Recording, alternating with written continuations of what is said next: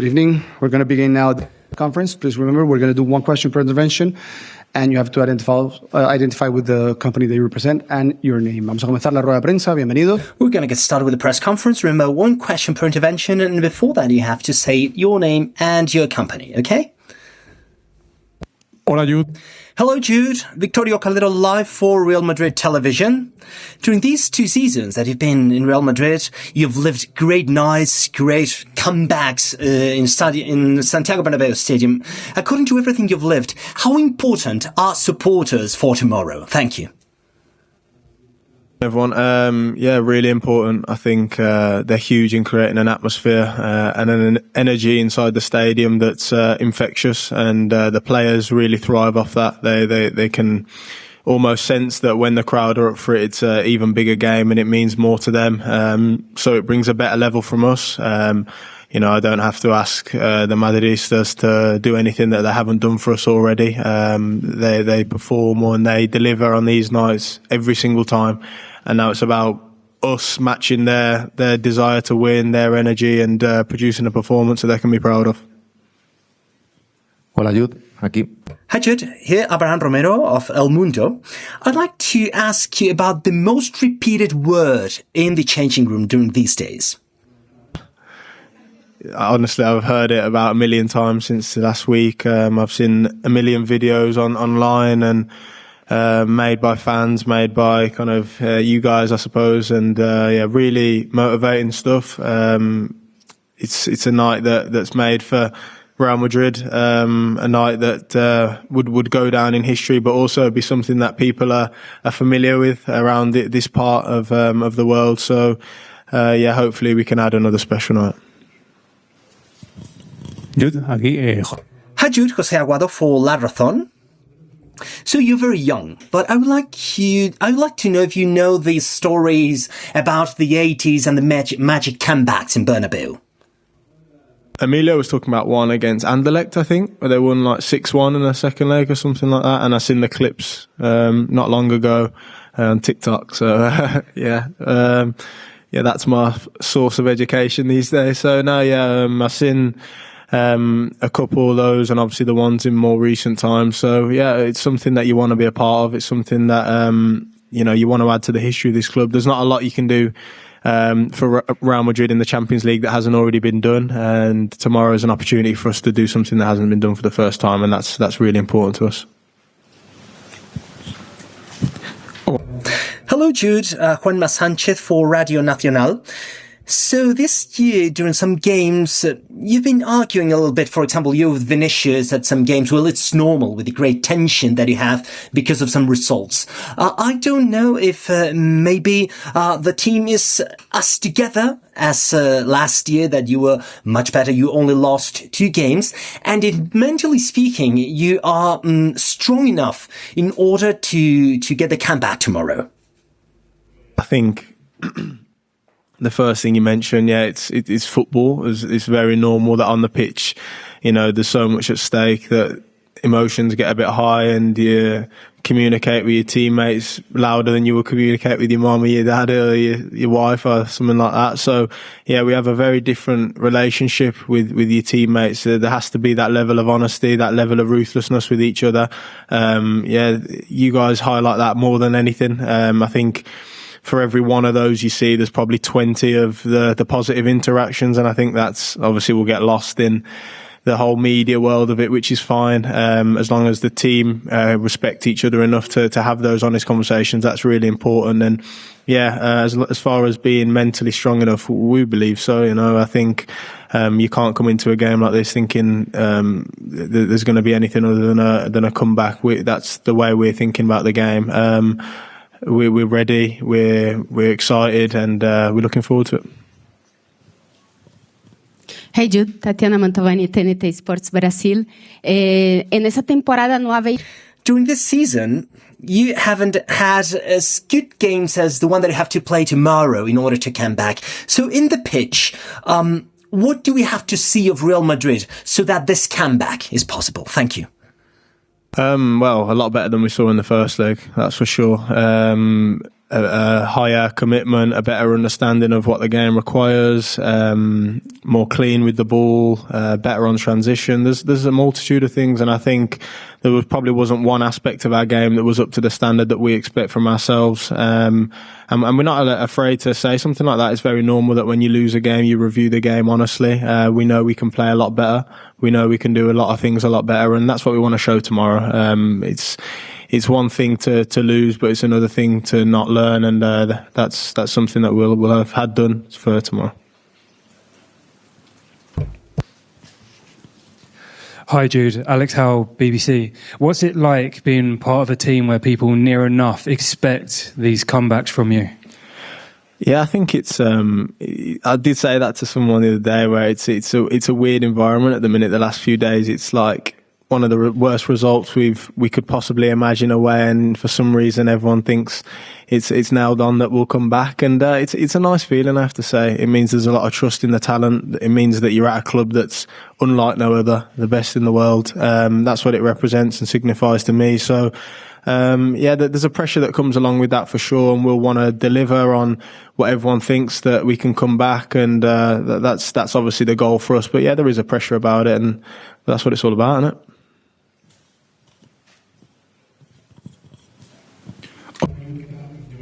Hi Jude, Joel for Marca newspaper.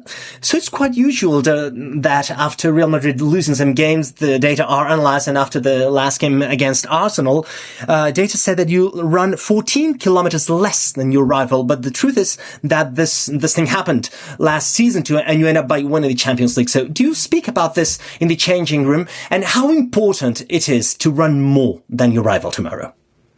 Give yourself a better chance if you run more, you match the running stats of the other team. I think 14 kilometres, you said there, that's the equivalent to what, one player and a bit more. So I think if you think about it logically, of course it makes an impact on the game. It means that you can't get out to certain areas quick enough, and etc. I probably don't have to explain that. But like I said, last year was similar, where we didn't always run the most, but we were in an organised position. So there is an element of knowing where to run and what spaces to cover, and that doesn't kind of involve running around like a headless chicken. So it's about finding the balance between running a lot and knowing where to run. There's probably a mix of both that we didn't do well at the Emirates. So yeah, tomorrow I'm sure there'll be everyone willing to run much more than we did last week, and hopefully we have a better plan in doing that as well. Could I do? Hey Jude, Marcos Benito for El Chiringuito. In the last days, we're seeing, especially in some media, some players in England that are saying that they're starting to be a little bit afraid, or they're respecting that possible comeback. So are you getting this information? Afraid, or that they're afraid, sorry? The England's afraid? The Englands are afraid. Yeah, the English ones are afraid in England, yeah. Sorry, translate, it was a bit quiet, I don't know how to turn it up. I think like the previous question, there's an expectation from Real Madrid that when we get into these kind of holes that we can come back, even if it's a really, really tough one and a really difficult one. I think probably in England it's not as common, although it has happened as well. I think Liverpool did it a couple of years back before they got to the final or something like that, or they won it. So it's just because the club have done it so many times, and that's what's so impressive about the size of this club. And the expectations are obviously huge. Hi Jude, Ivan Martin for OK Diario. So supporters started to believe maybe last Wednesday after you lost the game. I would like to ask you, when did you start to believe in this comeback? After the game, it's normally really tough. You have the kind of few moments after you've got to do the press. You're sitting around on your own where, you do think that it's going to be difficult, it's going to be tough. And then the more you get speaking to the other lads and you see how confident they are, the more it kind of rubs off on you. The lads that have experienced these kind of nights before, it rubs off. Like I said before, it's infectious, and it makes you a lot more confident, a lot more comfortable with the situation you're in, about the people you're going into the situation you in. For us, it was pretty much immediate. By the time we was back on the coach, we was all not in good spirits, obviously, but realised that we could still be in the competition.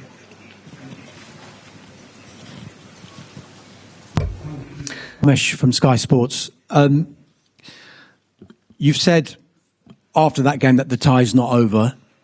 And you've kind of answered it a little bit there, but what gives you that real belief that this comeback is on? And the second part of that question, did Arsenal surprise you guys last week? I think what makes us confident is the quality we have, the history of the club, the fans that will turn up and give everything on the night, the aura of the Bernabeu in these Champions League nights. That's always something. I think we still felt like, even though we played probably as bad as we possibly could in a game like that, we still had chances, weirdly, and still had moments where we felt like we could have capitalised a bit more. And normally when you have your worst games, you feel like you're absolutely miles off it and there's no way you can get in the game. And still we had a few chances where it felt like maybe if we just increased our level and was a bit more attentive to a few things that they did really well, we can be in it. You know, I think we're not stupid, but also we're confident in the ability we have. And the second part was about, what was that, sorry? Oh yeah, not really. No, we know the quality they had. I think the free kicks were surprising. I've not seen Dec do that before, to be fair. I knew he could take set pieces really well, the corners and stuff, but I'd never seen him do that with the free kicks. So fair play to him. That was probably the only thing, though, really. We knew they're a really good team. We knew that they have a really good manager. They're going to be organised. And there was a lot of things that were really impressive for them, but nothing that we didn't expect. They're a top-level team. Últimas dos preguntas, last two questions. Last two questions. Hello. Here on your right, David Alvarez, or El País. So, if we leave aside history and the comebacks, the feelings, etc., and going back to football, with the games that you've played during this year, with the way of playing that you've had during this year, do you think that you have enough in order to win this playoff, or maybe there's something else that you have not been able to show and that is about to emerge, and maybe it would be necessary? And what would that be? Thank you. Obviously, like you said, we've had games where we've been a bit underwhelming and still found ways to win. There's positive aspects that you can take from that. I mean, you know, we beat City 3-1 at home, beat them away from home as well. So, you know, I think, like I said before, the kind of negative things and the games where we're not as good are always going to take a bit more of the spotlight and the attention. Whereas when we win, it's always, well, they're expected to do that. So why is that a big deal? Why is that's not a big story? And I do understand and I agree. But like I said, we've definitely shown moments in some games this year that we can be capable of doing something special, regardless of the underwhelming moments. And, you know, I've got to sit here and be confident in the team, the changing room I've got down there. And that's got nothing to do with history. That's to do with the lads that I see every single day, working hard every single day, showing the right face every single day, regardless of the adversity we faced last week in London. So that's why I'm confident. Not so much history. History is one thing also, but that's what I see every day, and I know that we can do it. Última pregunta, last question. Last question. Hi Jude, Miguel Ángel Toribio, live for Radio Marca. So last time you won by 2 goals, it was last 23rd of February. People that think, how are they going to win by 3 or by 4 goals if you've been for a couple of months just winning by 1 when you win? So what would you tell these people?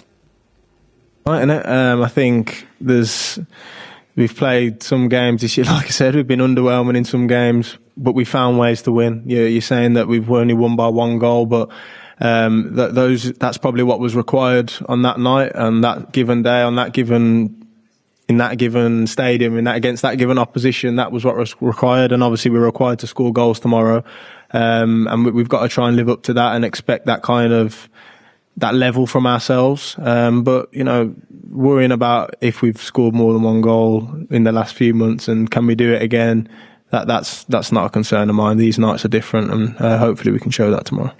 Thank you. Thank you all. Have a good evening.